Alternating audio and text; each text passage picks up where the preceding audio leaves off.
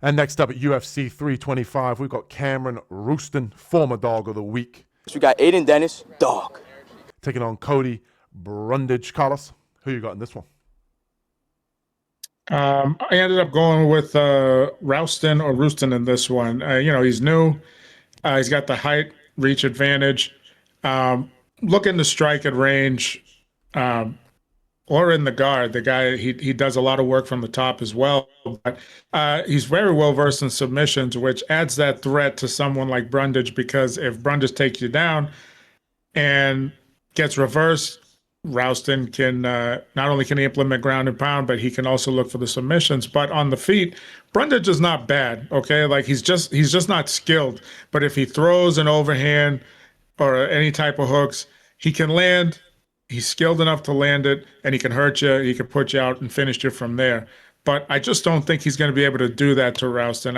I'm going to just take a chance saying it. I think that Rowston's just a little bit more skilled on the feet. I think defensively he's a little sharper. And I think that he's going to use those knees as close as he gets in there, and he's going to try to clinch, beat up the body of Brundage, force him to go for takedowns, maybe look for a guillotine or a darce on the ground, something like that. He's got those long limbs, stuff that you have to look out for long, kind of lanky fighters. And I think on the feet he punishes Brundage, and on the ground I think he gets the best of him in those grappling exchanges. Yeah, I see pretty much everything that you see here. I'm not really a big fan of Cody Brundage. I don't really see what the hype about. Don't really see why we keep this guy around. But, I digress. Cam Rowston, obviously I explained in my dog of the week. Big fan of this guy, city kickboxing, but not just a kickboxer.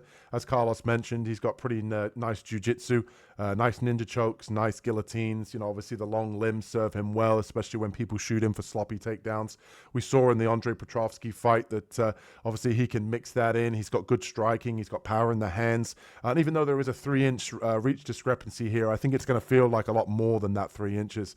No pun intended there. Do with that what you will, you dirty savages. Cody Brundage is a guy to me that, if he can't get the wrestling going on the feet, he's not a guy that really believes in his striking. He's not a guy that's going to come in and overwhelm him with pressure. He's not a guy that really believes in himself, I really think. And I think Cam Rowston's on the right track. I think that he can win this fight however he wants to. If he wants to have a back-and-forth striking affair, I think he's going to get the better of Brundage in that. I think he's going to be longer. I think he's going to be faster. I think on the feet, he serves, a much better, healthier training camp with guys over at City Kickboxing. He's seeing killers on the feet every single day. A guy like Cody Brundage is going to be slow, very methodical, very plodding in comparison. I think if he wants to picket him from range with his kicks, I think he can do that too. And I think if Cody Brundage shoots him for a sloppy takedown, he's going to be able to defend the takedowns. He's going to be able to look for the front chokes like I mentioned earlier. I think he's going to use those to be able to get back to his feet.